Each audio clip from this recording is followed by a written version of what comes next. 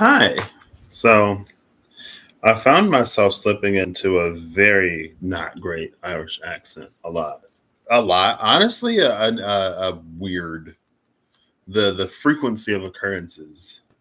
Not alarming, but definitely shocking. And it may be like certain words. I don't know. Maybe my Irish. Excuse me. Maybe my Irish ancestry is calling to me. I remember it was at a family thing years ago. um, we had before she passed a family historian. I don't think we have a family historian right now, which is really sad. And because I feel like when I talk about it, I've mentioned it to a few people, and they're like, "Oh, well, like if you care about it, it should be you." And I'm like, "But if you want it done, it maybe shouldn't be." Um, but I guess we've had family historians, and it fell onto her, and she was long lived. Um, but she said that one of our several greats grand uncles was three-fourths Cherokee and a one-fourth Irish. And I was like, oh my gosh, that's so cool, right? There's that two of cups at the bottom. This was the Uranus pilot yesterday. And then when I got my ancestry done, or when I got my DNA done, the Irish was in there. I was like, oh my gosh. Like she wasn't making it up. It's really in there. I don't know. It must be bubbling up to the surface. I don't know. Anyway, so I had this thought. Ooh, the sun. Oh, wow. Saturn and Pisces, Eight of Chalices. So the sun came up, and then the world like kicked the sun out of my hand onto the floor.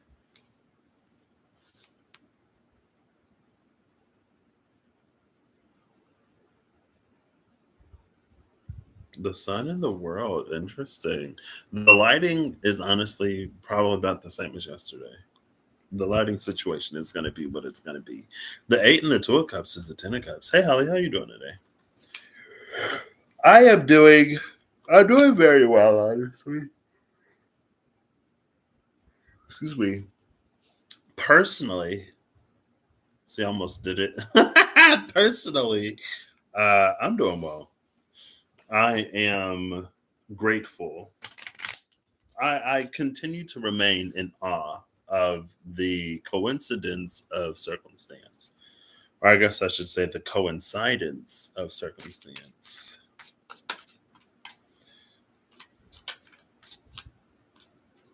It lets me know that everything in its time. Page of Chalices. I see that Page of Chalices far too often. Let's see. So anyway, I was thinking about the path of the North Node. I was thinking about like the path of the North Node, and then the Uranus, and then the Mars thing from yesterday. And I was like, oh, well, Saturn has been progressing through Pisces, and the North Node will be entering Pisces at the top of the year, maybe. But anyway, I went back to look at where the node was. I went back to look at the moment around where the node shifted into Taurus, because that was so much of like, the vibe yesterday. And I was very pleasantly surprised to see that Mars was in Capricorn, because again, that was so much of the vibe from yesterday. It's that ever since Mars has been in Capricorn, and all those interactions that Mars has been having with Saturn as of late has been preparing Mars to be one of the greatest allies and assets to anything that is changing in a positive and beneficial way. Now, of course, it doesn't have to be because it's Mars, but now it can be. So then that got me thinking, hey, I'll do the same for Saturn and the North Node. I don't, I have my, I can check. I got the iPad. Let's check time nomads. See, we're going to look at when Saturn enters Aries to know. And if when Saturn enters Aries, I guess I could look at when the North Node enters Pisces. Because Saturn will retrograde in and out and in and out and in and out. But the nodes don't go, well, because the nodes progress retrograde, they never go like prograde. So they're constantly moving in the same direction. Does Black Moon Lilith retrograde? If Black Moon Lilith retrogrades, that'd be weird. Because the moon doesn't retrograde. And other calculated points don't retrograde. So why would a calculated point of the moon retrograde? You know what I mean?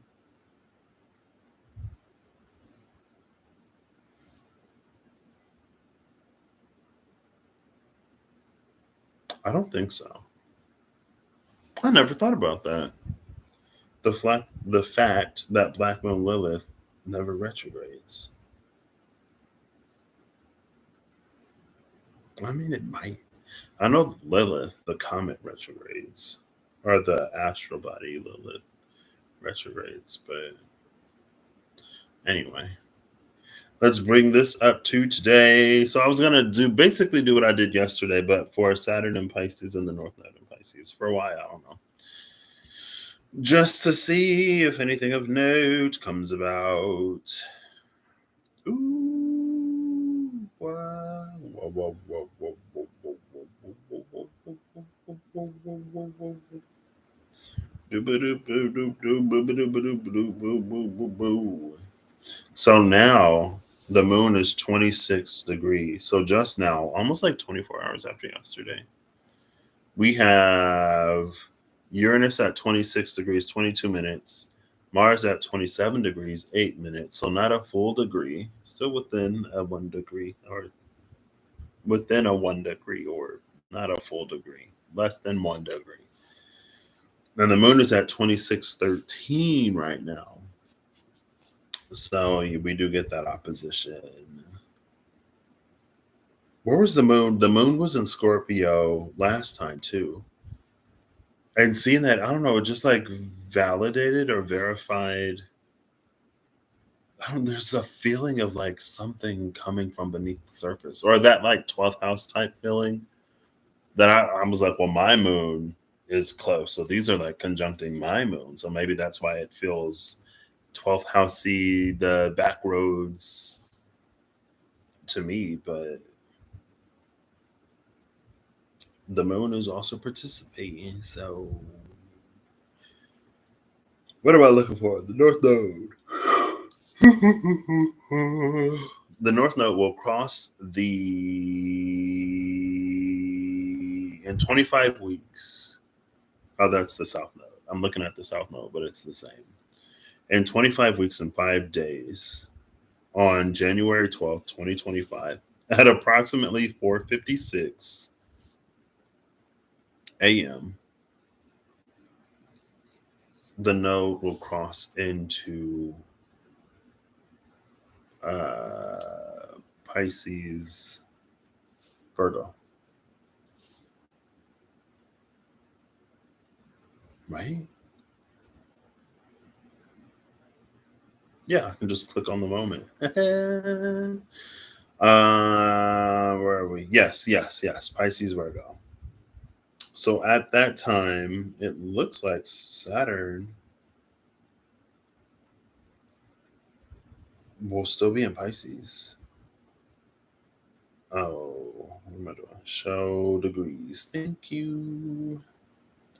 The degree and the sign. So Saturn will be at 15 degrees of Pisces. Neptune will be at 27 degrees. And Venus will be at 9 degrees. These Saturn and Neptune have to be at the end of a retrograde. Or like, right? Because Saturn is farther than 15 now, I believe. Yeah, Saturn's at 19 now and it's retrograde. Neptune's at 29 now and it's retrograde. It's going to go all the way back to 27 degrees. Neptune stations direct December 7th at 27 degrees and 7 minutes. So, yeah, I guess it will. It'll back up a full 2 degrees. Anyway, Venus in Leo, Black Moon, Lilith in Libra for the next 9 months. Ooh.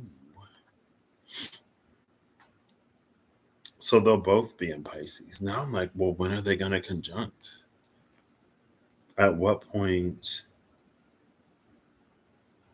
will Saturn meet the North Node? That's probably a question for Google. Anyway, I don't know.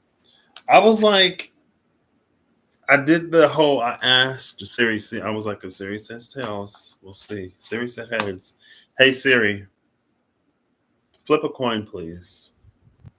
It's heads this time. It's heads again. So maybe this isn't going to be about Saturn and the North Node.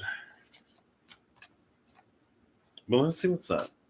I was like, I should go live. Oh, that 7 of Wands. I was like, I know. I was like, take it as it resonates for you because it was resonating for me. I feel like for the sake of transparency and also for the sake of transparency, one video got deleted, one video ended up unlisted. I just made part 1 unlisted. The live cut out at the end of it, but I commented the link to it. So under that last video. All that to say, I don't know if this is going to stay up. But when I say, like, when I show something to you to take as it resonates, sometimes it's because it resonates for me in a way that feels very specific to me, for me in that moment. Sometimes it's because I don't know. I just don't know what is being trying to be conveyed. But then after the fact, it'll like start to resonate for me in a way that sometimes it's like, well, does it resonate that way for me specifically? Is it something that I share with the collective? Anyway, hey Kirsty, how you doing today? It's been a few days I've gotten to see you. It's nice going live. Oh, we see the King of Swords. That was Mars from yesterday.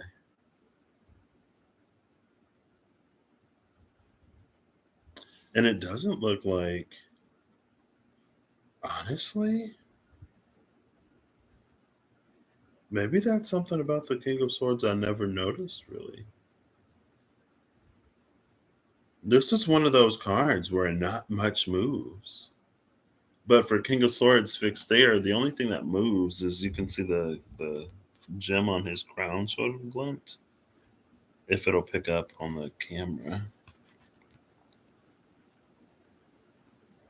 You see it. You see the shiny stuff around his crown, his head. That's like it. That was Mars yesterday, and then the Lovers, another card that we see. I've been seeing quite frequently, honestly.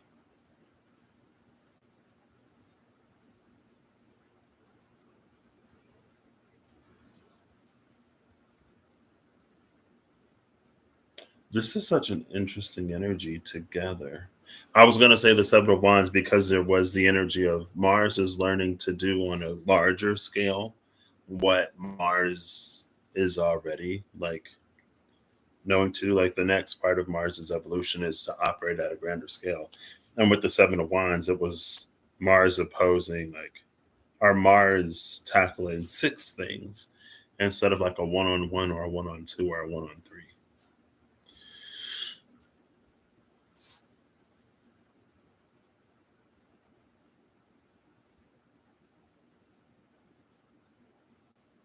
Who's at the bottom of the deck? The 4 of Swords. This was also on the side of Mars yesterday. This feels like if we successfully, if we impress the Archmage of Swords, we're given the Tome of Clear Thought that takes our intelligence to greater levels, potentially breaching what the limits of the human capacity were before, right? It has the power to take you over the limit.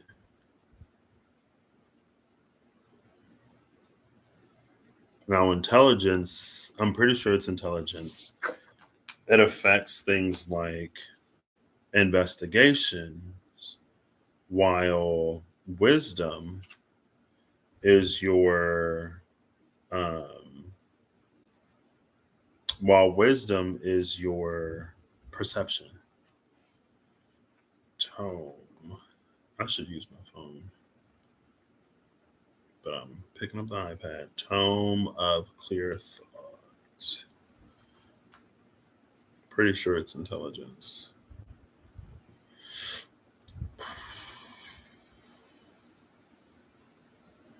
Yeah, intelligence score. Now, to get the Tome of Clear Thought from the Archmage of Air, we had to display very good logic and integrity. But with the lovers here, there's an energy here.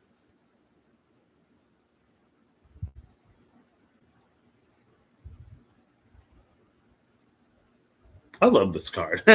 The King of Swords is my active intuition card, which I was reminded of recently. And like there are these crescent moons on here on the throne. That's why I was like, oh my gosh, I love it. Because that's that tied to the high priestess to me. But these moons are so crescent. It's like that little piece of the puzzle that we can so often miss.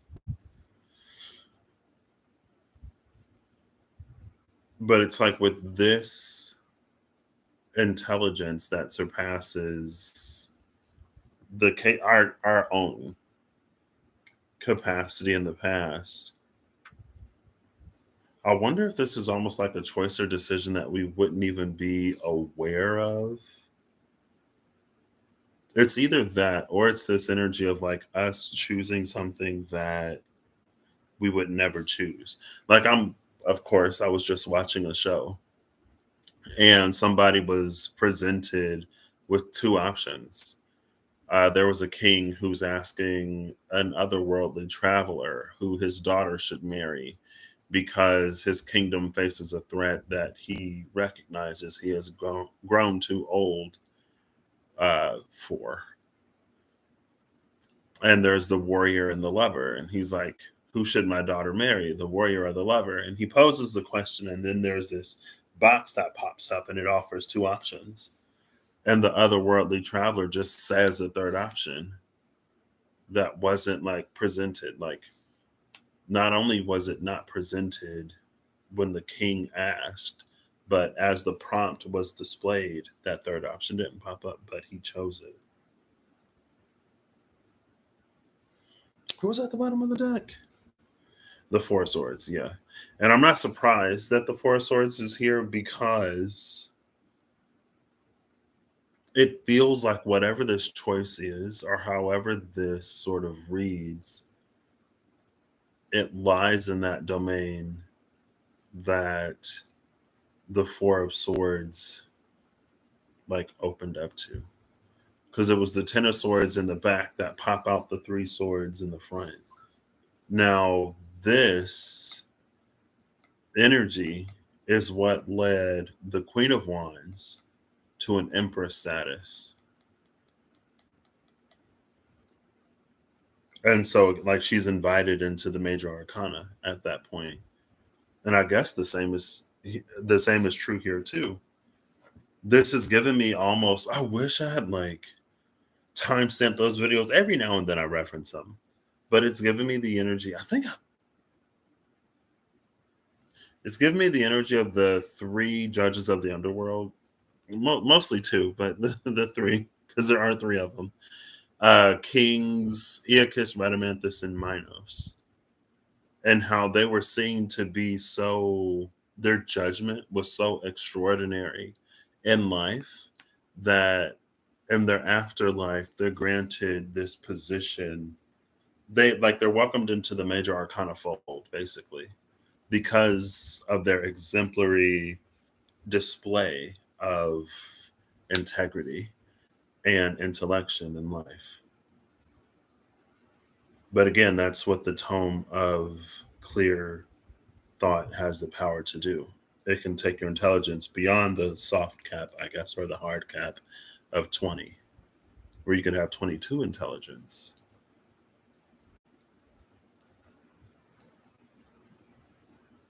And again, with him being logic and integrity, to have the major arcana of choice right next to it is very interesting.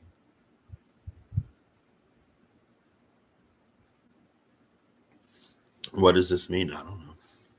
I have no idea. So, oh yeah, you get your stitches out today. I hope it all goes swimmingly and that recovery is smooth or continues to be so. Oh gosh. The 8 of coins. Oh, it's the 7. Haha, JK, lol.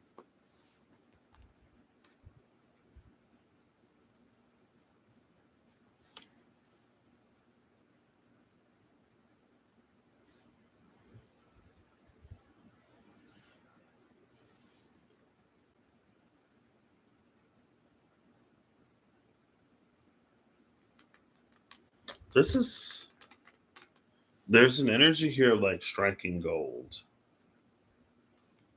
But it feels like at the 7 of coins, we wouldn't have known what to do with it. This is almost giving me a shoots and ladders type energy. So when I was talking about this golden, like striking gold and this golden opportunity that we may not have recognized when it came along, or we may not know what to do with it, it makes me think of those golden like doorways and the energy of the shortcut.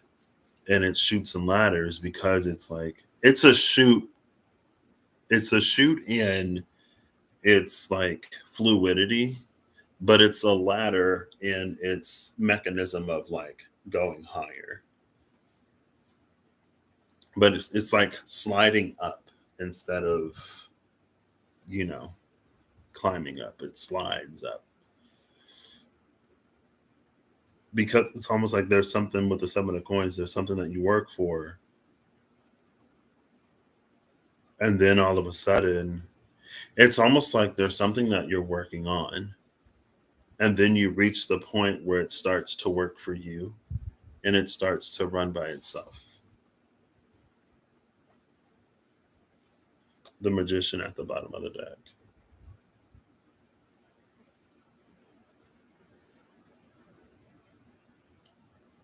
Because the magician is at the bottom of the deck, it almost feels like these are things that take on a life of their own. 1 in 10, the magician and the wheel of fortune. Interesting.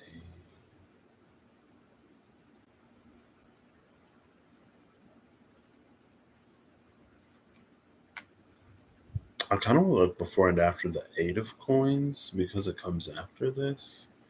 But I will not. Let's keep this one relatively short. Let's get one more, or we'll do another shuffle. The 6 of something came out. It was a bunch of cards. I flipped them back over. It was too many. I'll take 3 cards at the most. A preference for 2 and acceptance for 1.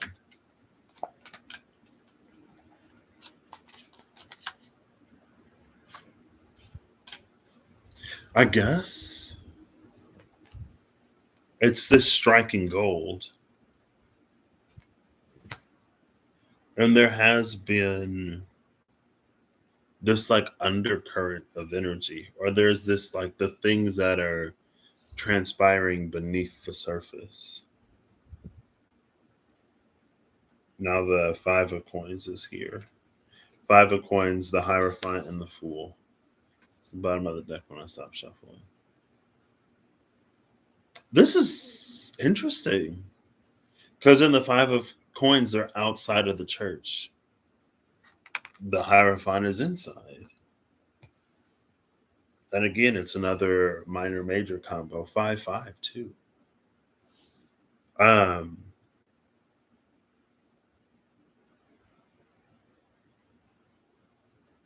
this is such an interesting energy. I feel like it's the power of, I can't even say the power of perception, because that would be the Archmage of Water. The Archmage of Water is what gives us wisdom beyond human understanding. And that wisdom leads us to perceive things. But that's also been the thing a few times where it's like if we rely on our perception of something, we'll come up short. But if we investigate, we'll find the truth. Which is a little weird, just like sort of in and of itself, right? But maybe it's not. I could see that almost being a little like perception is like first impression. Like, let's say that there is something that's very good at appealing to a lot of things. So it knows how to appeal to you because it knows your desires, for instance. But it's like if you investigated, you would see that there's no substance. And it can speak to your desires, but have no ability to fulfill them, type energy.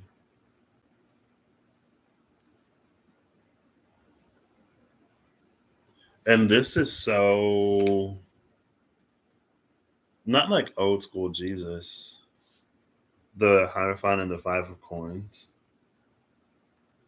But it's like, I don't know, anytime you saw Jesus pop up and he didn't just do everything for everybody. You know what I mean? Like when he returned and he was like, I don't know you. And they're like, what do you mean? Jesus, like, what do you mean you don't know? It's like, we're the church. And he was like, huh, in name, sure. But it's like some will be in, some will be out type energy.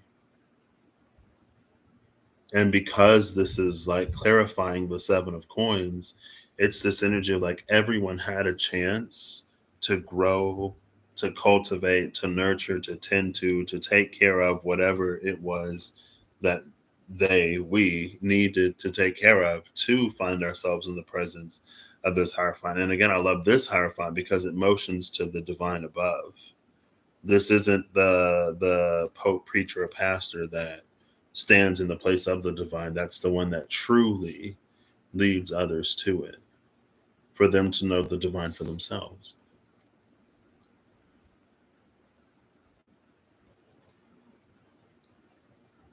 So it's almost like this beyond the teachings, beyond the doctrine type of energy, beyond the words and advice of the guru or the how to. And it's because of a relationship that's cultivated, or it's because of a knowing that's cultivated. And it feels like there's a difference between cultivating knowledge and building a relationship, right? Like there's a difference between spending time with someone and getting to know them and like, oh my gosh, I read everything about you. Like, I read your biography and all of the wiki pages about you, and I talked to all of the people that you talked to. And like, there's a difference between like this and like that. It's almost like that was weird. It's almost like the heart of the mountain, the alchemy of the heart of the mountain, where it gets to know something rather than this external whatever.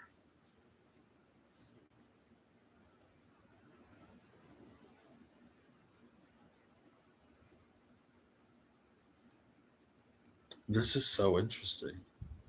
But again, too, it's like whether or not we're a part of the discussions that sort of happen. Like, this is where the conversation is happening.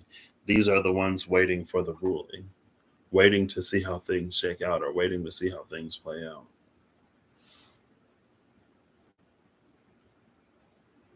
And it's also very like, there are some things that can't be taught, right? Like, integrity isn't necessarily something that can be taught. At a certain point, we just sort of have to have it.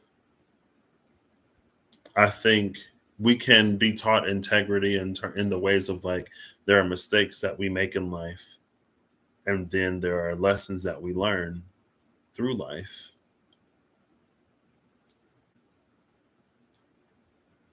But there are also things that can be like taught and grown and cultivated with that 7 of coins.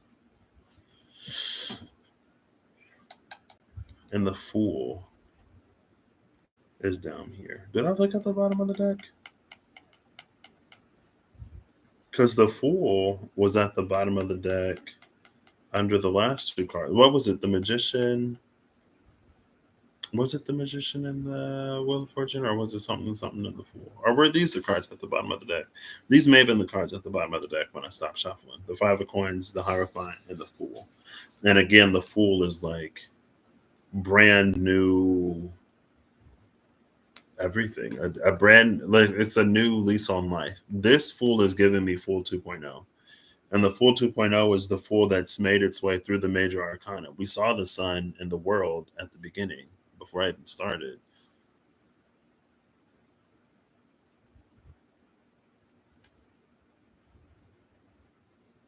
After the fool makes it from magician to world, it starts all over again. But this time, it's learned from every major along the way. This time, it's a little different, or a lot different. I don't think I actually got my 2 cards, though. I think this is like more so about this. And it's like, life has become so convenient in a lot of ways, and we have become so entitled and expected and more, that there are certain things that we think we are granted for the sake of being, I don't know. But with the 7 of coins, this is something that had to be worked at. There is an element of proving here because the King of Swords is here. And nothing moves in the stillness of the King of Swords save the glint of his crown that you can kind of even sort of barely see.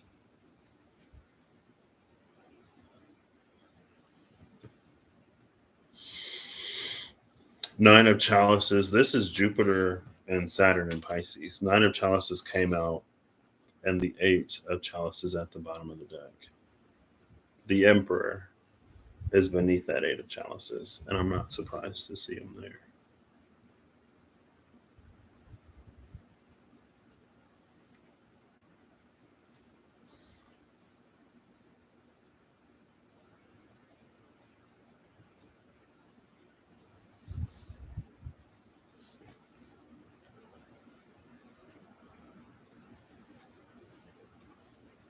The 2 of Wands is below the Emperor.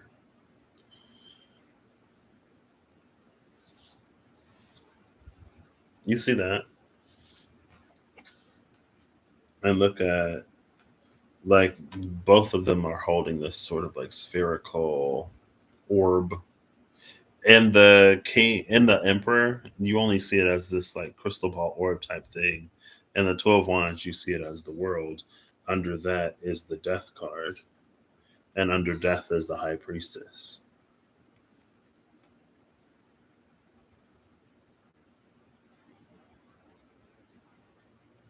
The boon of the death card is to change the world in some way,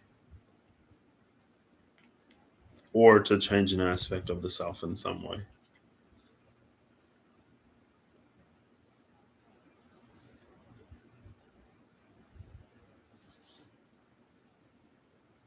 This is such an interesting energy. I guess I wouldn't be surprised So it's like if we can learn the lessons of both Saturn and Jupiter in the space, it's not even in like Pisces in the 12th house sense. The 12th house being the house of not only the selective, not only the collective subconscious or the collective unconscious, but it's also like the house of everything that humanity is not privy to know. Like the eighth house, the house of the occult, the house of Scorpio would be the house of things like behind closed doors that we may access and open. But the 12th house is the things beyond those things that we will never be able to comprehend.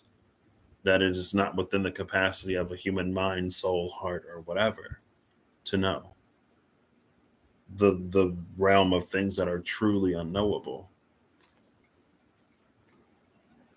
which is again, this to me just validates this energy that came out first, which also validates this that came out after it. And the only caveat being this, there's something, it's like our capacity has expanded in some way that gives us presence in spaces that we would never find. And not only does it give us presence, because it's like you can be present in a space or you can be present in a meeting but have no authority or no say or whatever, to not have the right to speak but to be granted the privilege of observing. But something about this lover, something about this choice,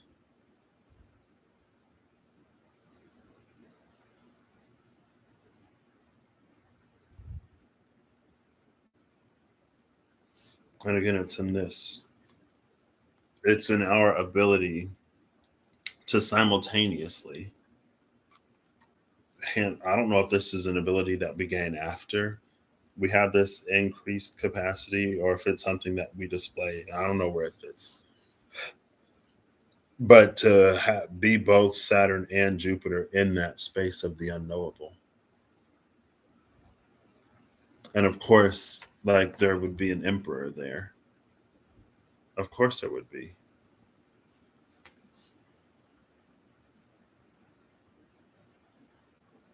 This is so interesting because it almost looks like it's like something is loading here, but it's like there are multiple things that are loading because there are multiple buffering bars. There's the one that's closer to the orb and the one that's further out.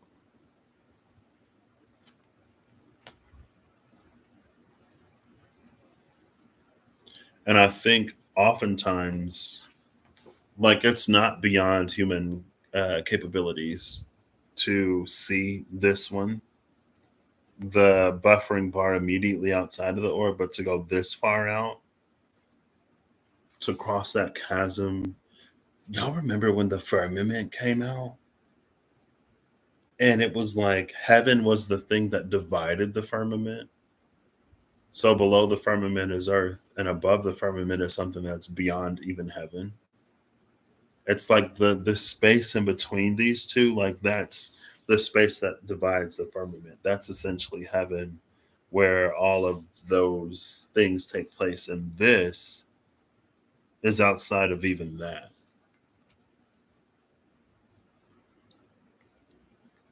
So maybe that Uranian energy was onto something when Uranus was like the Ace of Chalices and the Ace of Water came together and gave birth to three swords. And it's like, wait.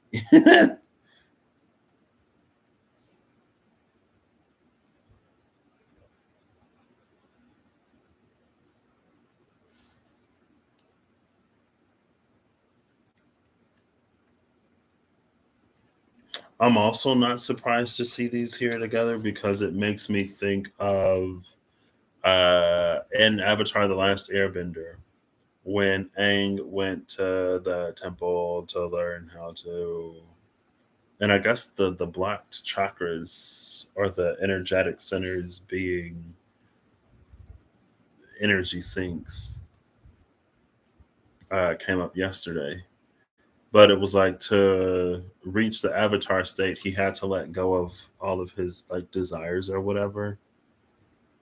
It's like this is like gather everything that you care about, bring it close, like open your heart and connect to everything, and then let it go. Type energy. Not to say that's how it plays out literally. I don't know if a minimalistic lifestyle and asceticism is that asceticism itself is the key.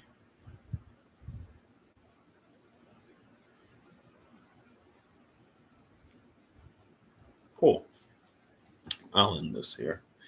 I don't. There's nowhere else for this to go. Knight of Swords, the King of Wands, and the Six of Swords.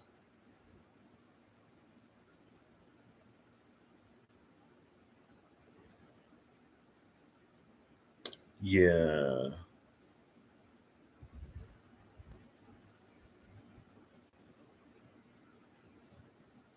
I might take a picture of this and upload it for you to see whatever it is that you see and all of it. Excuse me. Because I see what I see, but that doesn't mean that you'll see what I see or that it's for you to see what I see. You know what I mean? Because it resonates for all of us differently. But I will say, this is interesting. Another reason why this is interesting is because there's an angel in the Lover's card. There's an angel in this Lover's card. And I don't remember, I think it was for Uranus because nothing was coming out for Uranus yesterday. And I was like, if I see, and we did just see the High Priestess too. The Two of Wands, Death, and the High Priestess. Behind the High Priestess is the Ten of Cups, which is Mars in Pisces. Um, Yesterday, because I wasn't getting anything for Uranus, and in order to make the possibility of like maybe there isn't anything for me to get, then I'm gonna keep shuffling until I get something. I was like, if we see anyone in the High Priestess chain, which is my minor High Priestess, the Two of Swords, pre High Priestess, Queen of Cups, I guess you could also argue the King of Swords, or the High Priestess itself, it's beyond our capacity or whatever. Or if we see an angel in the card, here's an angel right here. And again, it's like it validates whatever this is of because our integrity and logic pass the test of the Archmage of Air, there are things that we're going to be capable of grasping that are beyond human knowing or understanding. And I think the logic is important because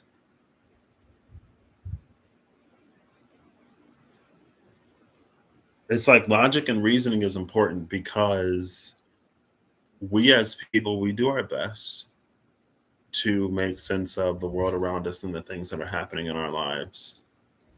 But we don't always see the truth of things because maybe our lenses are colored because of the things that we've gone through, because of what we know, what we think we know, and just how our brains operate. And I don't know if it's something that could be like so incredibly easy to misunderstand, or if it's something that could be so difficult to grasp that we only see it after we step into the realm of beyond in from reading that tome of clear thought. And it's I guess it's the tome of clear thought. The fool was at the bottom of the deck, the beginner's mind, to approach it as if we know nothing. But in us knowing nothing, that's also to approach it in a way that is completely different than a way that we've approached anything else. I think a lot of times we can have a beginner's mind in something, but the way we go about rationalizing it and trying to understand it is very similar to an approach that we would have had before. So you can go into something with a completely open mind, but if you're running the same algorithms and programs to try to come up with a solution, it'd be easy to miss.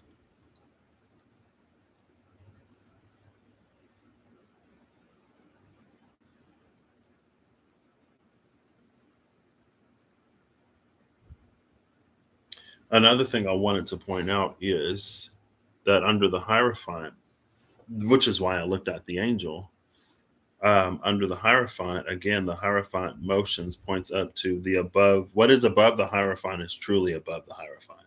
This isn't a Hierophant that stands as the pinnacle of whatever. This is a Hierophant that continues to acknowledge all that is above. But in the Hierophant, it's like we see its light sort of like reaching us. But in this Emperor, it's almost as if the sun itself descends.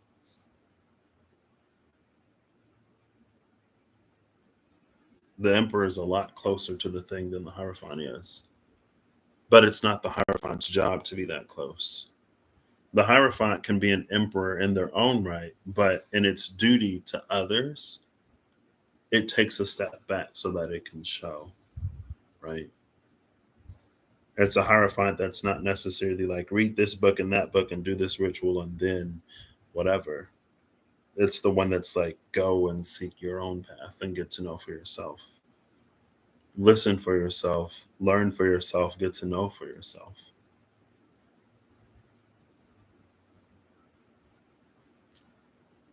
Because if not, it's almost like you will be one of the ones on the outside that are eternally seeking.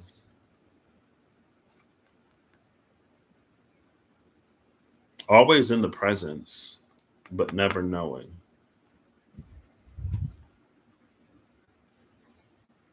Cool.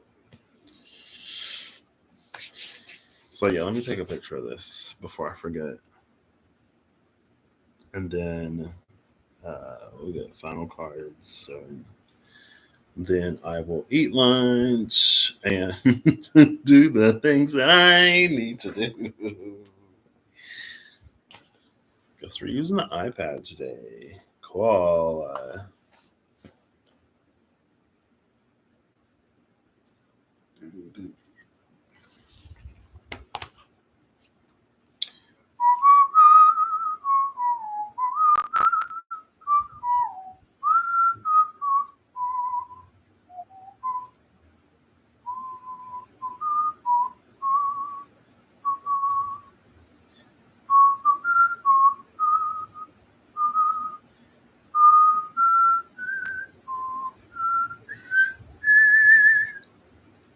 Should I cut that out? Do you need to see the deck? Nah. You don't need to see the deck. It's just card backs. There we go. I wonder if I zoomed in too much. The quality is going to be what it's going to be. The picture is taken. It is done now. Those are the cards. I'm a community post. All right, let's shuffle this up. Get final cards. I feel like I need to wake up earlier in the day, but I'm also appreciating like not waking up earlier in the day. You know what I mean?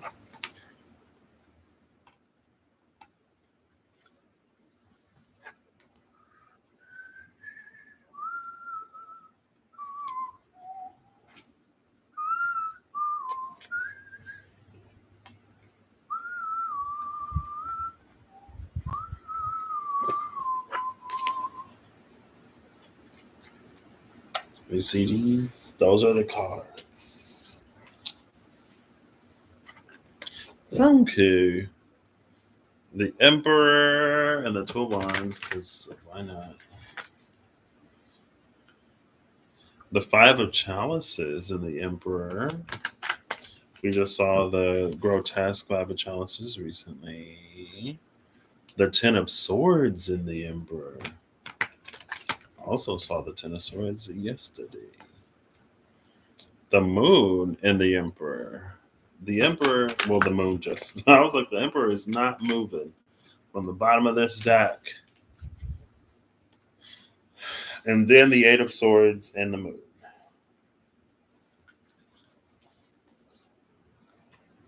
Cool. Now, this is a deck that sits in its box in halves.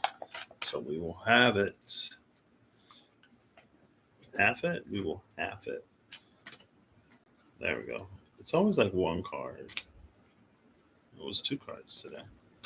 On the left half, at the bottom of the deck, we have the Fool. And I love that the sun is there. But the sun is at the Fool's back. So again, it's giving initiation beyond initiation, or like an initiation into mastery, or like even if we're initiated into something, even if we have successfully passed an initiation or graduation, there's still like life left to live. Existence continues. So especially while we're new, if we have the capacity to always learn, then even beyond us being new. But it's like, when you're new to something, it's like, you graduate and you get your first job, and now you're learning your first job.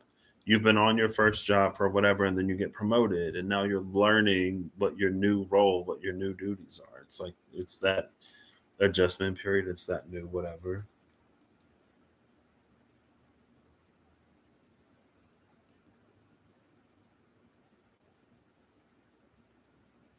This is a fool that can fly. I don't know if it's a Doctor Strange. I don't think it's the cape that enables the flight. But you know how Doctor Strange's cape does, it's like its own thing sometimes.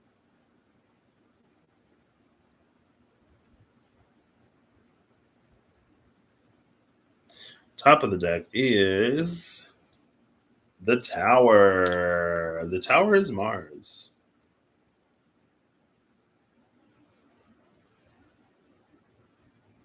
I think this is the space of someone who has abandoned their reasoning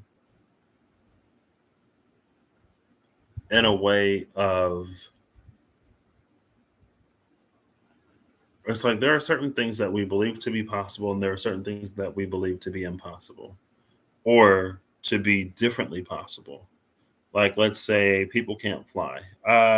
Yeah, I'm watching the show, and there's a traveler who, like, the travelers can just instantly teleport to wherever they want to go. And when they become learned enough, they can take other people.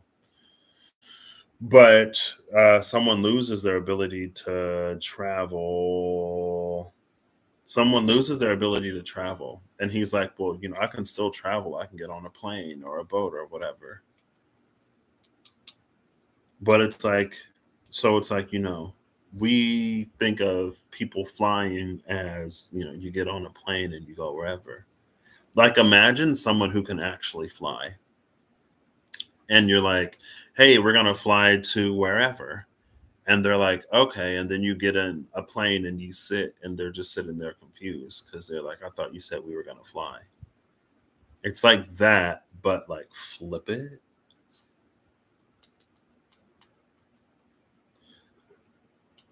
And again, it goes back to that Uranian, the energy of Uranus yesterday, where there are certain things that we have to be willing to let go of. That's what this is. There are certain things that we have to be willing to let go of. There are certain challenges and difficulties that we have to face. Sometimes we have to stand ready for our understanding of what things are and how to move forward. Sometimes we have to be able to let that crumble in order to truly go where it is that we want, right? Type energy.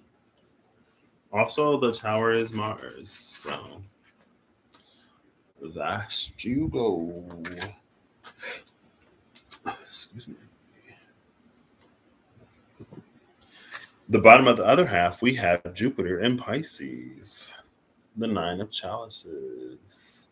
This Nine of Chalices also symbolizes the veil, which I'm just remembering. And it's especially because of the way that that curtain like shimmers. You can see it moving.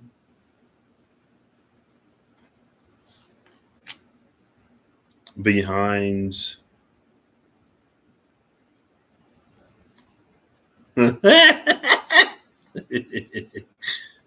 behind the Nine of Chalices is the Page of Chalices. This Nine of Chalices doesn't have anywhere to put that 10th chalice. And with the positioning, this almost sits as the Four of Pentacles, which is weird. There's a strange contentedness in this Nine of Chalices that makes it incapable of receiving the 10th. And I call it a strange contentedness because I don't think we would generally broadly think of being happy or content as an obstacle to greater happiness. But I guess it can be in the way that the devil in this deck is in a way that's similar to the hell that we have to go through to get to heaven. It's not that we have to be, it's like if we are so content and so satisfied in our lives that we never ask for anything more, that we never pursue differently, that we stop putting ourselves out there, then of course we don't have any room to receive anything more than what we already have. Because at that point, we would be asking for too much. And it's not for us to be insatiable. But at the same time, again, this is a contentedness that doesn't have room for greater happiness. It's almost being like, I have enough people to love in my life. I don't need any more love. With the understanding that love is the thing that you can give and never lose.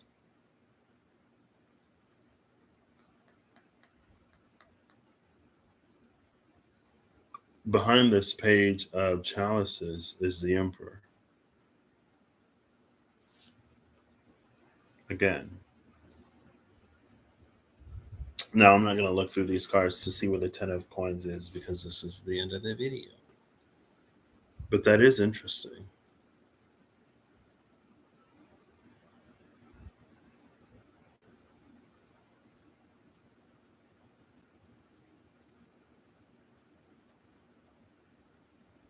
I think something that I tried to be mindful of, like mentioning and also emphasizing, is that it's okay for us to want what we want. And it's okay for us to be happy with what we have and where we are. It's okay for us to not want more. And being content isn't always a bad thing. Like, again, like let's say that there's someone who does like community service or something, and they're really good at it and they love their community, but they're offered like a bigger whatever, or like it's easier with money.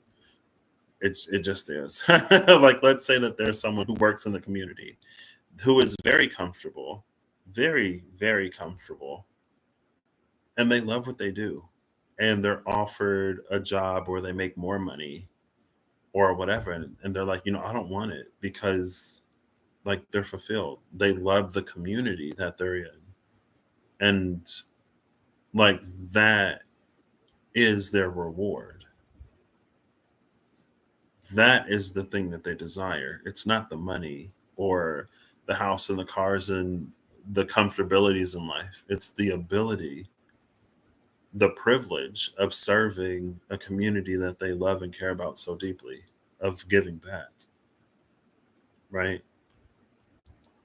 So it's not a bad thing.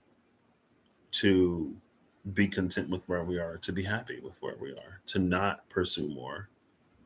And if it's not something that we wish for or desire, then it's not something that we wish for or desire, right? Just because we can do something or just because we have the opportunity to do something doesn't necessarily always mean that we should or that we have to take that like opportunity. You know what I mean?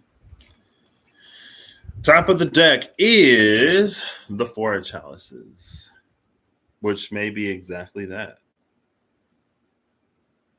Or it may not be. This Four of Chalices doesn't necessarily have the same contented countenance as the Nine of Chalices. Like this Nine of Chalices is happy with where they are. The Four of Chalices doesn't necessarily share that same pleasure. And so this would probably be um, Justice and the Six of Chalices with the Ten of Coins. Who was that? The Four of Swords. I really need to get those card sleeves. Some of the plastic is starting to come up. I'm the type of person, if I buy something that, like, if I get a TV or a laptop or whatever, and there's plastic around the edges, even on my phone, like, if there's plastic on the edge, I keep the plastic on for as long as I can, and then it starts to peel, and I feel a little sad. But then I'm like, the gloss under it, I'm like, oh my gosh. Anyway, sorry. Justice again. Um,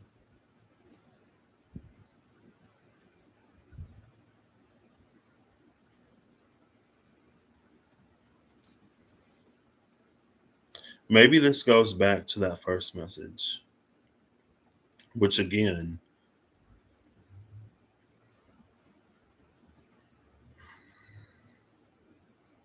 I think sometimes there are ways that we think we have to be in order to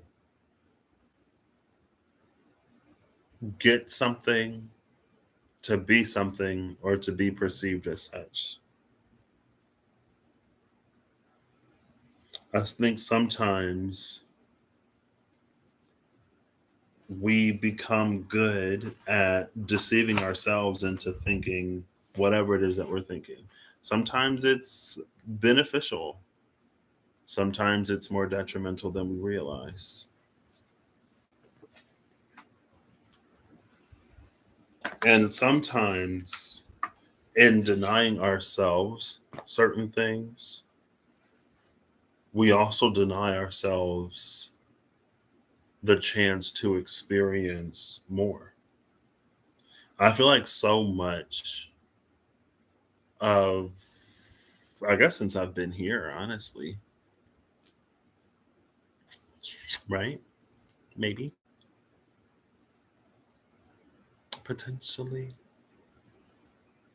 No, I think it was before I left. Yeah, because I think it was part of yeah, it was Saturn. I believe it was a Saturn retrograde on the last night of my apartment.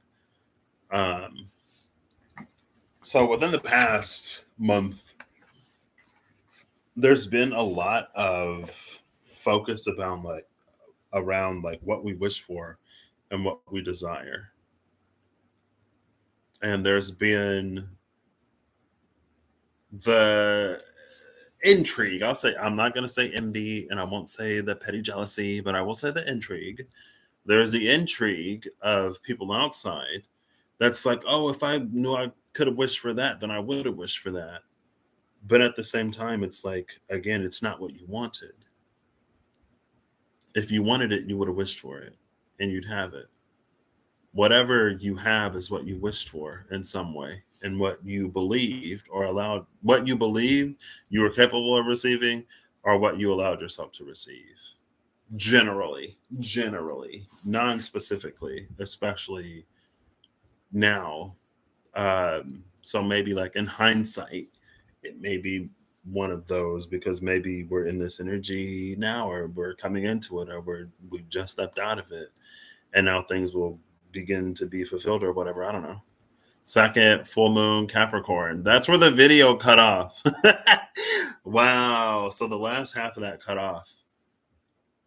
I feel like y'all were with me live the whole way I was doing it until I shut down the video. But after it processed or whatever, it cut off there because I was going to go see what Capricorn season was or Cancer season was. I was going to see if in that Cancer season anything about the new moon Cancer came up. But then I was like, that part of the video is just gone. Anyway, there's a synergy around the things that we wish for. Now, I don't know if it's the Mars bit, but I know a while ago there was an energy when it comes to the things that we desire. Sometimes there are feelings that we hold deep within that play a role in things that can't be ignored or covered up with something like affirmations or whatever. Because those things, it's almost like in a very interesting way, the more we resist the truth of something, the more we lie to ourselves, deceive ourselves, the more we suppress something, the closer to our heart it gets. And the closer to our core it burrows. And so when it comes to an energy of like having the desires of your heart fulfilled, it's almost like sometimes it's possible to suppress something so deeply that as something goes for our heart and then brings the wish out of it, it's like that's going to be one of the last things that it sees before it reaches our heart, and one of the first things that it encounters as that desire is being made manifest. And so it's not necessarily always beneficial to just suppress, suppress, suppress, repress, repress, repress. And, you know, there are ways of, again, and that goes back to that whole thing. There are ways of like positively, beneficially, like bringing those things up and out to be resolved. Or there are ways of like helping us see certain truths. And when an affirmation leads you to a truth that you can now see with your own eyes, that's completely different than using affirmation as a tool of suppression. But it's something, I don't know, it's in that Four of Cups. Or it's just in that content, because it's not a real happiness. It's not a real contentness. And I guess Saturn is in Pisces right now. And if there's one planet that will not be lied to, I'd say it'd probably be Pluto with its depth, Saturn with its keenness, or maybe Jupiter. I feel like Jupiter would be. I feel like Jupiter would be an energy that people feel that they can lie to, and Jupiter may like buy into the lie, but you can't lie to Jupiter. I also probably wouldn't advise it because like when you tell a lie to someone and you think that they'll believe you or whatever, and they go with it, and then it like blows up in your face. Like Jupiter is the energy of expansion, but I think sometimes too, at the end of the day, it's also all beneficial. I've also been thinking of the challenges of what was it, Saturn retrograde and something else of like receiving. And even when Pluto retrograded, Pluto was like, "Can you receive?" And of course, the receive is in terms of like silver, gold, and platinum coins. But those energies have been like more karmic. If Saturn is paying out, it's an investment or it's a reward. If Pluto is paying out, it's pretty much the same. And so if we've sown things that will have us reap things that we don't want, sometimes it's about still graciously accepting them, because that's how we learn and that's how we grow. And because again, like in that, like you can't necessarily teach integrity, but it's something that we can learn within us. It's like that energy. I think sometimes in refusing to accept the consequences of our actions, it just emboldens us to continue to repeat our mistakes ad nauseum. I look like that because I'm assuming I am assembling, not alone, a 1,000 piece puzzle. And I bumped into the thing and I knocked some pieces on the floor. And then when I was pulling the pieces out of the bag, I dropped some. I think I dropped one and I picked one up, but we're missing two edge pieces. And I was like, it could be on the floor because I bumped into the table because I dropped a piece when I was pulling them out of the bag. So, anyway, that's all.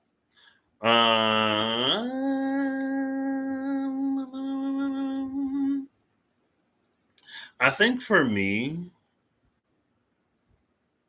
there's been an energy. I talked about it yesterday. And the first half of the video that went unlisted is still like 7:15. I never changed the title because it's unlisted. Um, and in talking to some people, it seems like there's an energy of like more so a quiet acceptance. I think quiet acceptance.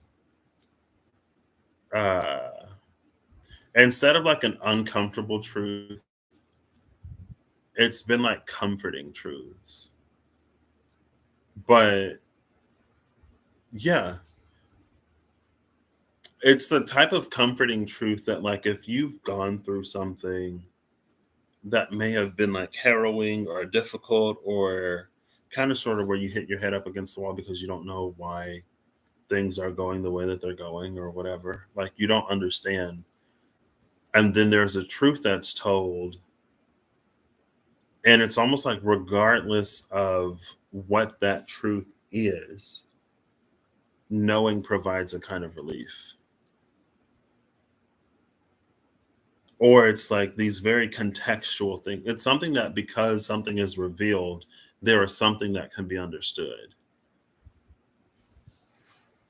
But that's just what I've been encountering and hearing. I mean, I'm not necessarily interacting with a whole bunch of people right now. uh, but it's more so that.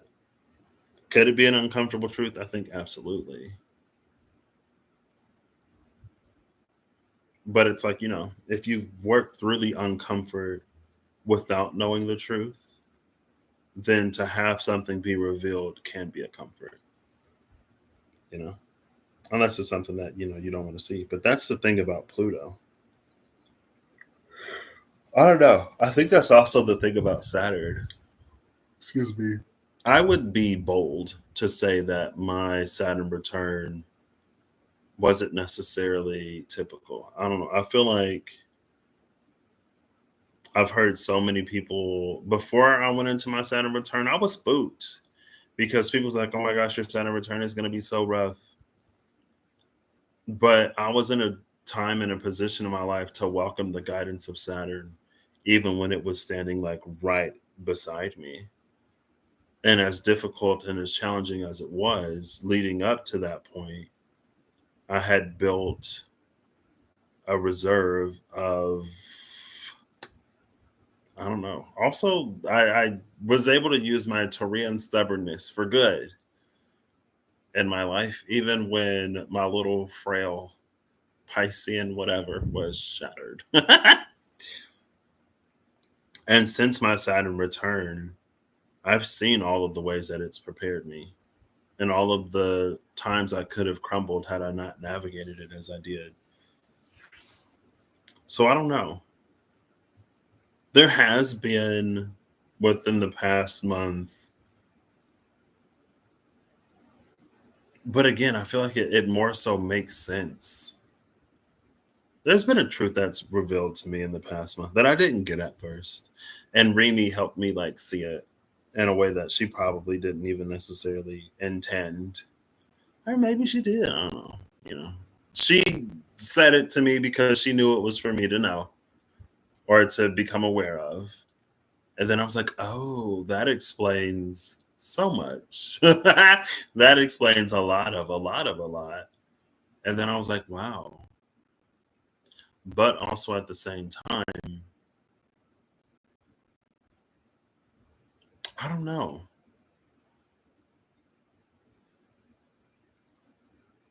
I think it was definitely like validating, you know. That was part of the disillusionment. But what was that? I think that was more, I don't remember when I talked. I think that was around the first full moon. No, I'm like, when did that happen? Just for my own sake, I'm curious. Oh, I don't have my phone. I think that was around the first full moon Capricorn. I'm pretty sure. As we were leading up to it. But also at the same time, excuse me, there was a truth that was revealed to me when I was ready to handle it. And it's a truth that when it was revealed to me, it's related to something that I've gone through before, which is interesting because I mentioned it when I was live one day. And then I had a conversation with Reem. And then it sort of like dawned on me. Excuse me. But again, by the time it was revealed to me, I could handle it. So I don't know. Anyway, what would I say it feels like to me the second? I feel like I don't know, it feels like a go time type energy. Like it, especially because it's happening at the conclusion of Cancer season as we shift from Cancer season into Leo season. It's like all of these matters of the heart, all of these things within the home of our soul, the core of our memories and our hearts, all of those things that sit deeply within us, this season has been a time of looking into it. And so it's almost like it feels like it's an energy of like a going away party or like a graduation ceremony. It's like something concluding. Like now that this has concluded, it's like a jump start into Leo season or a jump start into a time of activity. Like Leo acts from the heart, and this Cancer season has like cleaned it up. I know myself. I'm still in my slight procrastination energy, but it's been ramping up in me. I'm like, okay, it's like it's time to start doing. It's time to start moving. It's time to start going. And I say it every single time. I don't know how I'm gonna show up on this channel. A lot of my journey is already up to see. My journey buddy sent me a video of, or she sent me a snap of her watching an old video, and it's like it's really there. Um, and I think for again, like my journey started. I started using the channel in the way that I use the channel largely now for a reason. And I don't necessarily view it as, not only do I not view it as necessary, I'm also not really interested in whatever.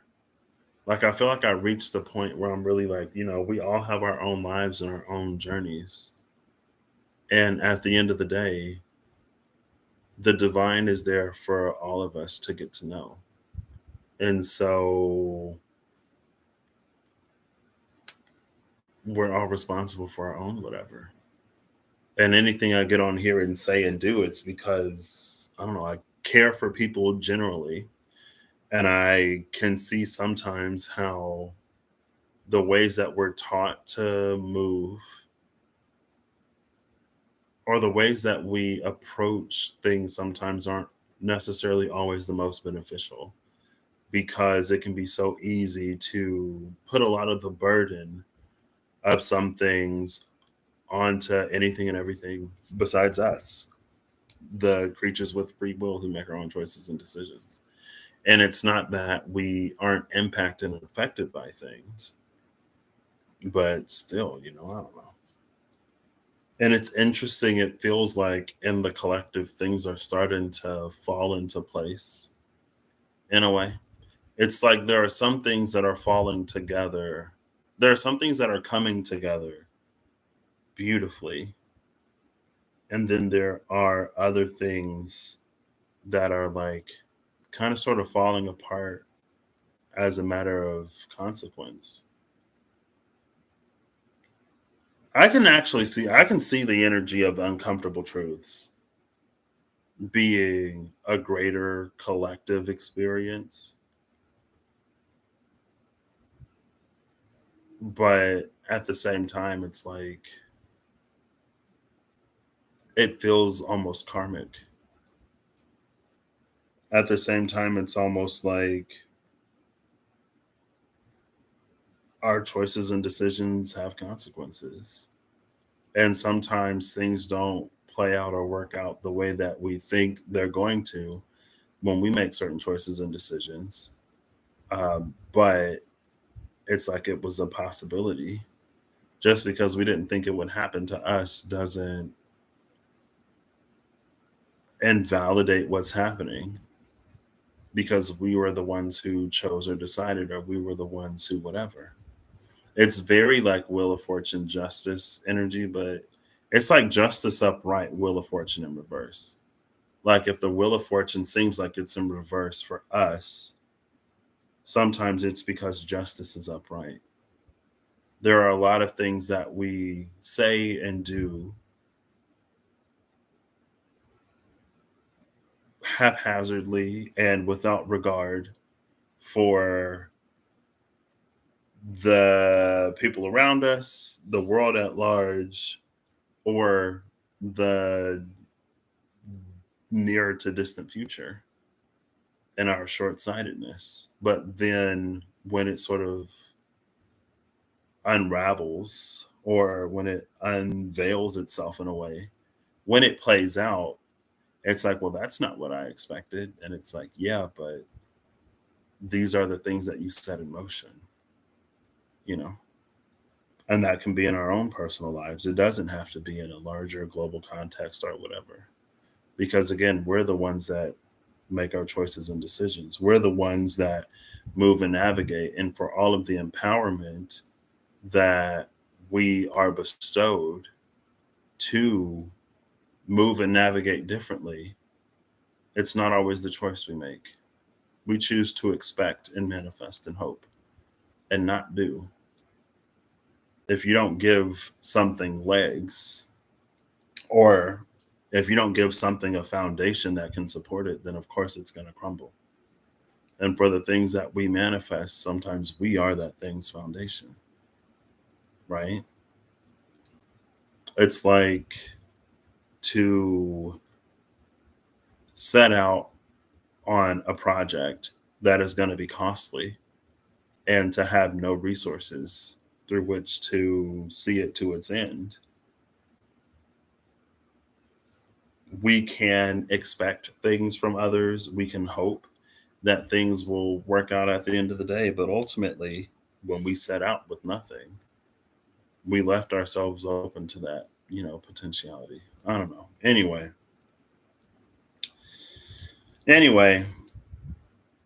things are going to be interesting, but it's the year of the dragon. So anything could happen, anything and everything. But yeah, I don't know what's coming next for me.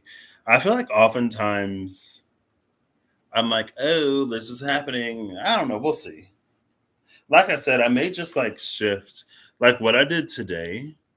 Like this is the kind of stuff that I like doing, where I'm like, I don't know, WTF this is, but the cards are saying it and it's being validated. I guess I personally enjoy that more than the other stuff that I might come on here and like do or say, but I don't view it as important. I don't want to say I feel responsible And I don't want to say I feel that it's my purpose to come on and be disagreeable or whatever.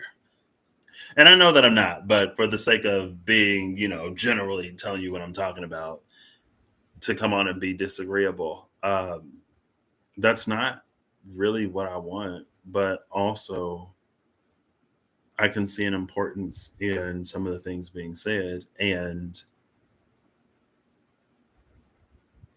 again, it's just a different perspective. It's not necessarily right, it's not necessarily wrong. I think sometimes, again, like we can get in our own experience, or we can get so we only know what we know. And sometimes a different perspective can be helpful or beneficial. You know what I mean? So, anyway, I don't view that as nearly important. I don't view that nearly as important. The things that I want to say aren't nearly as important as the things that I feel need to be said. And as much as I feel they need to be said, I very rarely, if ever, want to be the one to have to say them. You know what I mean? But again, I feel like there are things that are worth mentioning at the very least to help us all move forward in a way that is like more aware and more empowered, um, but maybe just like a little bit more deliberate. I don't know. I don't know. I don't know. So, well, thank you. I appreciate it. I don't know. I feel like I've been in this position frequently. I guess this is just the rant for the last half hour to hour of this video. I feel like I've been in this position. I guess I'll just speak for. I feel like I'm at a point in my life where I'm like, what do I want to do next? And every time I think I know what I want, there is something else for me to consider. And I know that I now know, especially, that I'm not locked into something just because I choose or decide or whatever.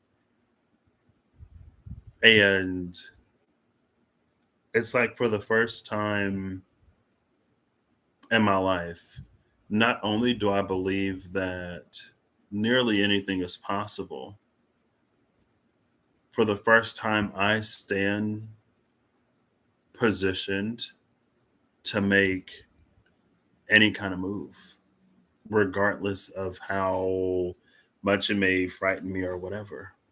Again, the past year of my life has done what it was supposed to do, maybe a little too well, because now I'm like, well, if I could go anywhere and do anything, and I don't have a particularly strong preference, or if it seems like, if I do have a particularly strong preference, then there's something to reconsider.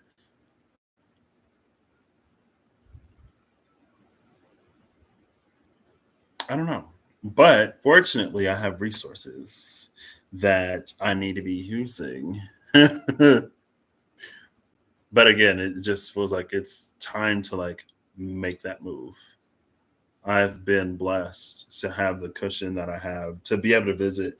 And again, I don't know if I've mentioned it on here, but that's what like I told my family when I came to visit. I was like, because life has gotten in the way of me visiting for the past who knows how many years, before I make a move as big as the move I'm about to make. And I don't know what the move is yet. So, you know, people are like, "You're moving?" Because I made a post when I moved out, and people are like, "Oh, like where you going?" I'm like, "I don't know." You know, I'm a Pisces. I just go with the flow. Always. I am not Taurian, stubborn or rigid, or I don't hold fast to my comforts. No, what do you mean? What are you talking about? That's not me. Uh, but I wanted to visit before I go wherever, and it was important for me to do so. And now, again, that's the thing about coincidence. And I'm not just like saying coincidence in a weird way, um, but for things to coincide. Like my being here lined up with, like, for example, I'm visiting my dad, right? And his work schedule is kind of crazy, but my first weekend here aligned with his long weekend. I didn't know that when I made that plan, or when I was like, okay, I'm going to come here. Then I didn't, it just so happened to coincide. And there are all of these other things.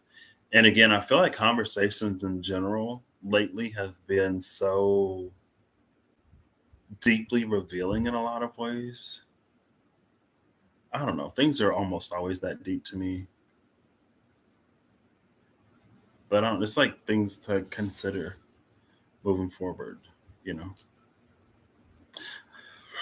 I don't know. I guess I did finish my Saturn return. Right now, Saturn is dancing in between my sun and my Mercury before it goes to hit my rising and my moon. And no, because it's between after Pisces is Aries. I got planets all over. So Saturn is the only time Saturn isn't going to be conjuncting something for me is in between Leo and Libra. Like the later half of Leo, all of Virgo, and the early part of Libra. And then it's going to be conjuncting this, conjuncting that, conjuncting whatever. Anyway, it's fine. So, yeah. Um, and I feel like, with the state of the world being whatever it is, it's very like whatever. But at the same time, I feel like I can focus on me in a way. You know what I mean? In a lot of ways, what I'm seeing in the world and nearly all of the ways that I observe the world, it's a lot different than it was 4 years ago. And what felt like so much of a concern for me then, now it's like, we'll figure it out. Either we'll figure it out or we won't. Honestly, you know. And sometimes it's a little bit easier to have faith and hope than other times. But I don't know. Anyway, so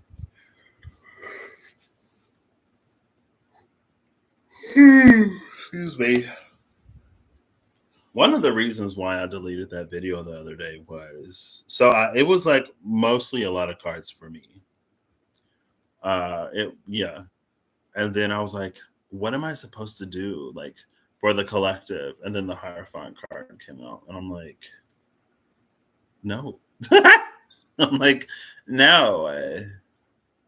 But it was the Hierophant in this deck. Again, the Hierophant in this deck is something that I'm cool with. And I guess I feel like in a way I've done that in my life, honestly, for a while. Like I've had people,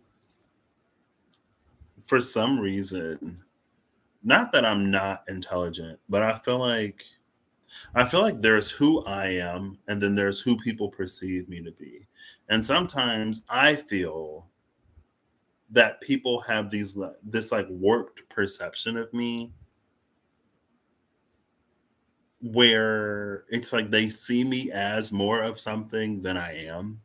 Or they like, for instance, I've grown like my whole life people have been like, "Oh my gosh, Patrick, you're so smart, blah blah blah, whatever." And yeah, when I was in like elementary school, before 6th grade at my church, at the end of every quarter from kindergarten to high school, it's like for every A, the church would give you $5, and for a B, they would give you like $2 or something like that. And they would do it in front of the whole church. So of course, if I'm getting straight A's, now part of it was unfair because my elementary school, it was like the way it was structured was different. So my maximum, I feel like it wasn't a 1-for-1. You know what I mean? We didn't have as many subjects or something, or like they didn't count art or something like that because we had art and music at my elementary school. And oh my gosh, anyway. But people saw me like getting straight A's and being celebrated for it. I've had people bring ideas to me. I'm like, I know absolutely nothing about this. And even still, but every time I've like helped somebody, I try to teach in a way. It's like I try to do my job in a way that people don't need me, right?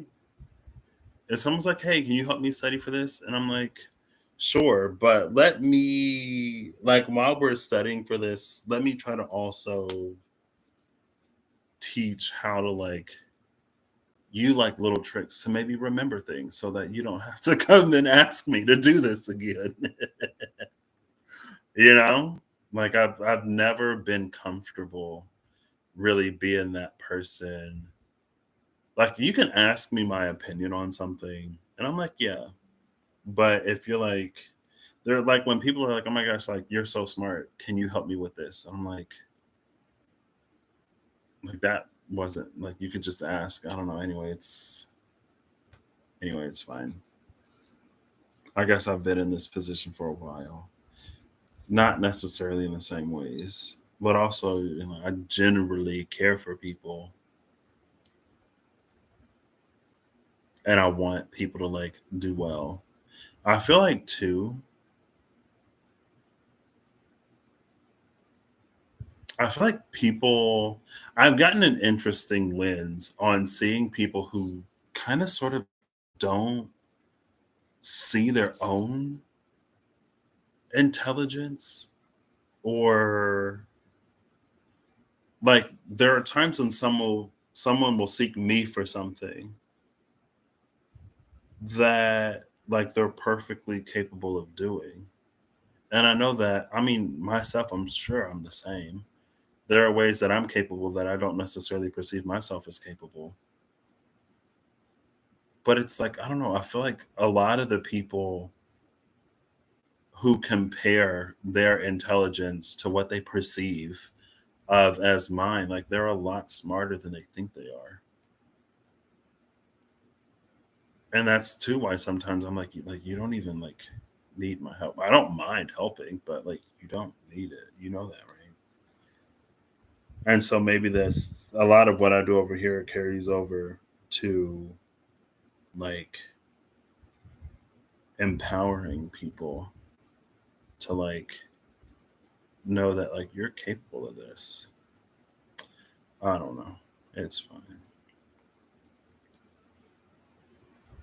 And then was it you, Holly, or was it Eve? It was one of y'all. I think it was Eve, maybe.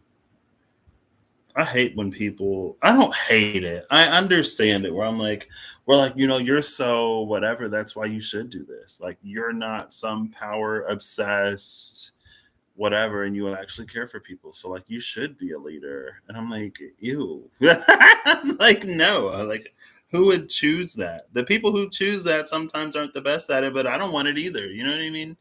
Why can't we just have? Why can't people who want to do this stuff be good at this stuff? You know? Why are there mean teachers in the world that would put their students down rather than like teach them? Like you're the teacher, girl. It's your job. It's not your job to make me feel dumb because I don't know what 2 plus 2 is. It's your job to teach me what 2 plus 2 is. Hello. Yeah. So anyway, and that kept coming up in that reading. I was like, I was over it. I'm like, no, I'm out of the game. Again, I don't see as much. The world is a lot in a lot of ways. People as in the world isn't what it used to be, and it seems like the timing of now ish is are we different enough to make different choices and decisions? There are golden doors aplenty, but will we open them? Will we walk through? Sometimes it's scary and it's not what we think.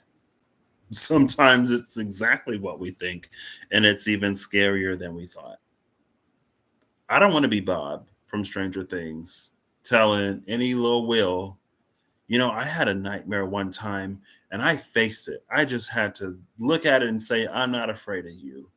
Because you know what happened to Will? When Will wasn't afraid of whatever was in the upside down,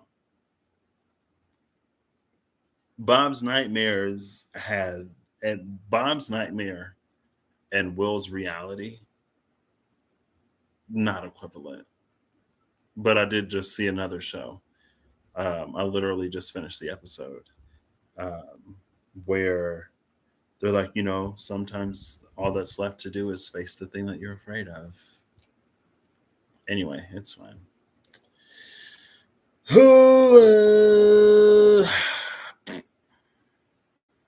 but, but, I feel like I incarnated to enjoy my life. You know what I mean?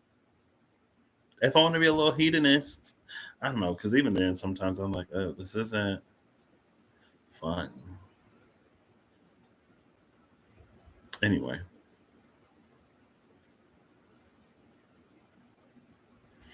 well, thank you for that. And it's again like I feel like I've gotten to the point in myself where I can just be like, it is what it is. Sometimes the truth hurts, but it's better to know the truth so we can like sometimes if we it's better to know a truth that we can handle and that we can utilize to move forward in a productive way than it is to necessarily be exposed to a truth that we can't handle that causes us to spiral and do all kinds of whatever. But when we are convinced by the laws of manifestation and everything else to affirm and demand and manifest all kinds of things, like the burden and the weight of that manifestation rests on our shoulders. We can, again, like we can manifest loving relationships, but if we're not in a space where we can love and be loved and not sabotage it because for whatever reason our view of what love is a little nasty or toxic or whatever, or if we can't be vulnerable, like we ask for so many things, and then when we get it and we start to crumble under the weight of it, it's like, but it's what you asked for. Like it's but it like it's like it's literally what you asked. Like you are not being tested by the universe, you are getting what you asked for, and you're not strong enough to bear it, because in all of that manifestation whatever, as the divine has been guiding you and prompting you, and as your intuition and discernment has been trying to give you exercises to make you stronger.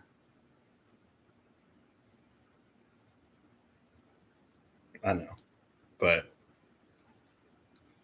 and again, in a lot of ways, a lot of what we see, I feel I could be wrong, but to get so many people all over the world together to manifest world peace and the like, only to shy away when it comes to like doing the things to solidify that peace. It's no different than buying a lottery ticket, hitting the mega millions, and then being broke a year and a half later because you didn't know how to manage the money. Sometimes you end off in a position that's worse. And at that point, it's this person and it's that person and it's this shady, seedy organization making all of these moves behind the scenes. And it's like, girl, like maybe, but also it's you not doing what you said you do. Like, what did you like?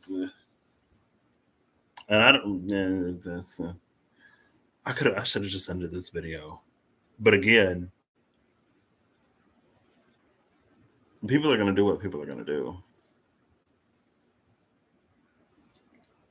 And maybe I should be selfish, just focus on myself. That's what the card said, dude. And I am doing it. There's a lot of consideration that's happening. There are things that I'm excited for. But, just a little friendly reminder that not everything is a test from the universe and not everything is a power play being made by someone who would love to have your power, who would love for you to think that they are vastly more powerful than they are. because you giving your power away doesn't actually make anyone or anything else more powerful. It just makes you weaker, which in turn sometimes makes you slash we us feel that they are more powerful. But we're like super men and women and people. We're super people eating kryptonitos for breakfast and then crumbling under the weight of living. It's like, girl, put down the kryptonite. Stop. You know, I don't know. And it's easier. It's easier to shift the blame. It's easier for everything to be everyone else's fault and everyone else's problem. It's easier to be the misunderstood and outcast or whatever. And again, sometimes it's true. Not to say that there's not a case where it's ever true. But again, like, I don't know. Anyway, I hope you all have an amazing whatever whenever you see it. I hope you're acting in alignment to make all that you wish to experience your reality. I hope that whatever you need along your path journey, what you find, and I hope that it's not Patrick.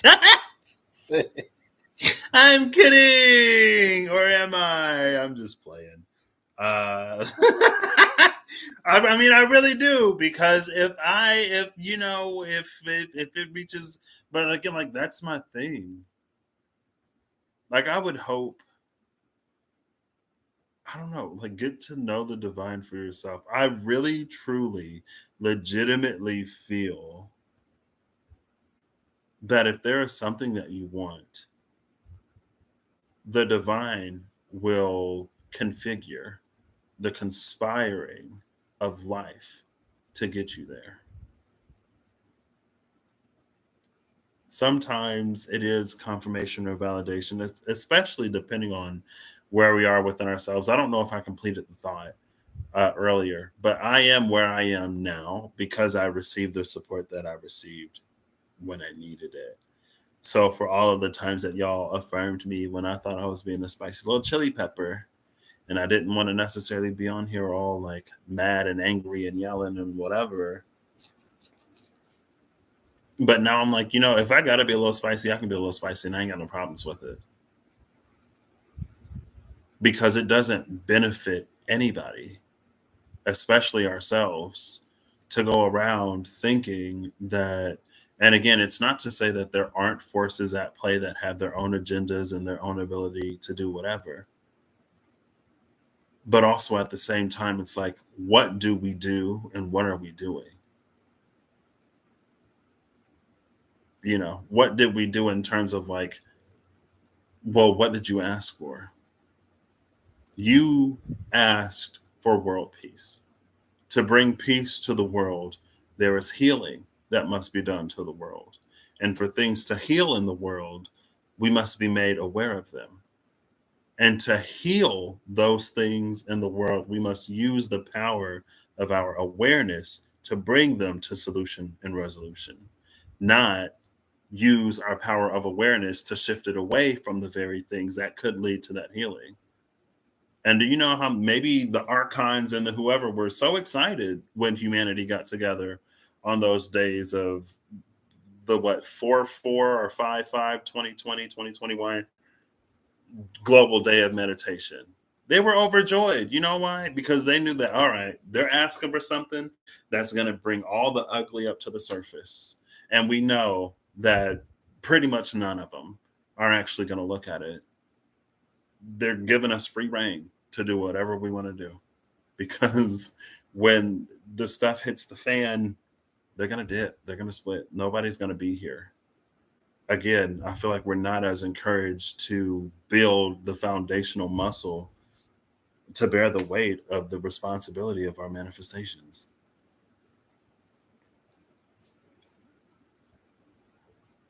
Whose fault is that? I don't know. But if some people knew how it worked, I wouldn't be surprised if there was someone poised as, yeah, just manifest, like, do this, do that. Anyway, I've talked about it before. Um, Again, maybe it's because I feel like I could see us being at a critical junction. And I can see it being a question of what is it that we're going to do? How is it that we're going to move forward? And what do we need moving forward? It's like after we make it out of this critical junction or whatever, what is it that we need? What is it that we're going to need to be able to see things? Because I feel like if we remain in this position of it has to happen to me or it has to happen to in my neighborhood for me to care, like that's not sustainable, you know? I don't know. It feels like we could be living in the Jetsons, honestly. But we can be so in it for ourselves that we end up working against ourselves, you know? And maybe that's what's kind of sad, but also that it is what it is at the same time. Cool. I hope you all have an amazing whatever whenever you see this. I hope you're acting in alignment to make all that you wish to experience your experience again. I hope that whatever you need along your path journey and what you find, I hope you a I hope you a broadened perspective of potentiality and a doubling of your courage and of your bravery and of anything that is needed to get you where you're going. And again, like the story of Job, I feel like the divine allows these things to happen, not only because it provides opportunities for us to learn, not only because of the richness of what it's like if you're going from, it's like Mars, right? Let's say Mars is going from A to B, but Mars takes the long way. And on the long way, Mars encounters Uranus that needs help doing whatever. It's like sometimes when the difficult road is the one that is taken, there is more, I want to say, like causal good or a higher potential for causal good. It's like, have you ever made someone's day or has anyone ever made your day, but they got detoured? It's like there are greater and greater chances for that. The level of impact is much greater. And again, it's like that's why the divine allows for it to happen. Because we get there better, stronger, more capable, and because of all of the folks that we meet along the way. I don't know. Anyway, I guess that's the end of this. This was 2 hours. It's fine. I wasn't supposed to be productive today. You know what? Maybe this was productive. I hope. But yeah, no.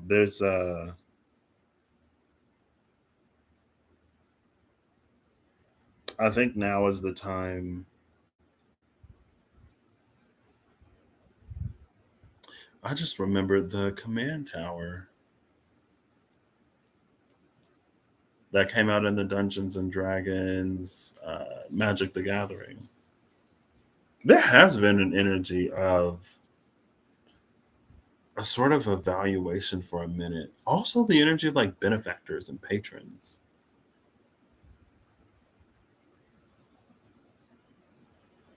I don't know how this is going to apply and resonate. I'm like going back to the King of Swords and the Lovers.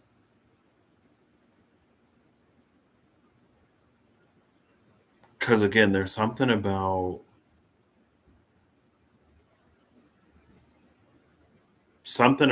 perception, something about what we discover upon immediate perception, and then what is revealed upon further investigation. Because again, there was that energy of like our perception is going to fail us, but if we investigate, our intelligence will inform us of things that our wisdom could not. And again, it makes sense in the context of things. So, things being in a position to shift so drastically, because wisdom a lot of times is something so experiential. It's because I went through this experience, or it's because I have learned and healed and grown from this that now I have this wisdom. Wisdom is something that applies to situations that we've seen before. We can extrapolate to things that we've never experienced, but it's possible for wisdom to fault us because wisdom is what takes us to the door of a new opportunity. It isn't necessarily the thing that guides us on the other side of it. We will acquire new wisdom on the other side of the door that will be appropriate for the context when appropriate on the other side of the door. But with our integrity and our power of logic and reasoning, with our ability to reach conclusions based upon being present in a situation and being observant, there are conclusions that, and again, it's just like that's how we arrive at different outcomes. If our wisdom was to succeed all the time, how much has really changed? You know what I mean? If we're operating off of pure wisdom, if we're operating off of things that we've learned from other things, how much are we learning, growing, and how much new are we experiencing? Anyway. It's interesting. All right, I'm gonna end this, or else I'll just keep rambling. Also, I don't know. It's fine. Bye. Thanks, Holly and Chrissy, for stopping by for chatting it up with me. And thanks to all of you over the years who have been here to help me get to where I am and for doing your own work. I love when people do their work, it gives me hope for the future that, again, we can make different choices and decisions, that we could be happy and the like. So, all right.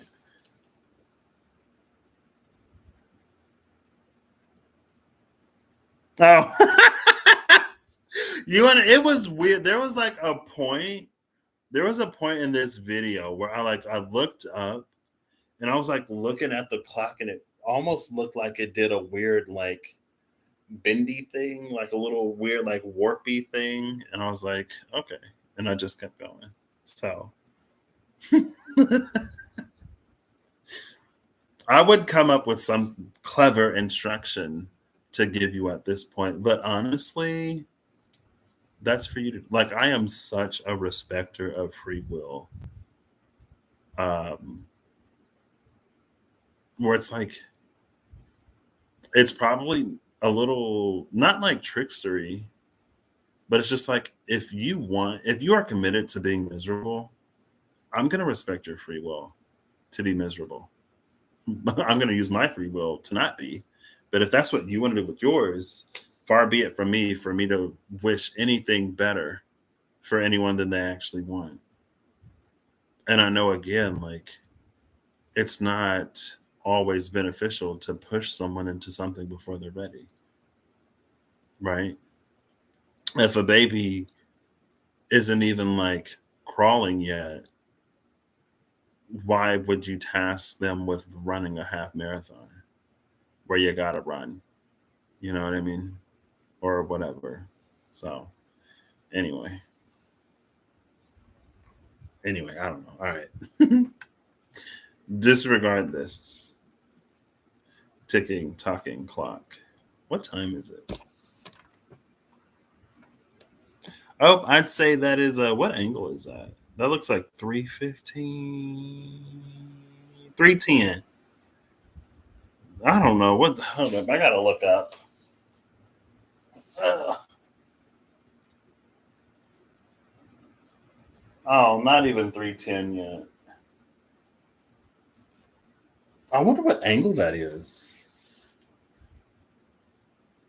If I look on the chart, I would say because that's 90, so that'd be 30. 360 divided by 12, 30. So that'd be 30, about 30 degrees. 30 degrees is what, a semi-sextile? Is anything semi-sextile in the sky right now? All right, I'm done. I'm just kidding. Bye.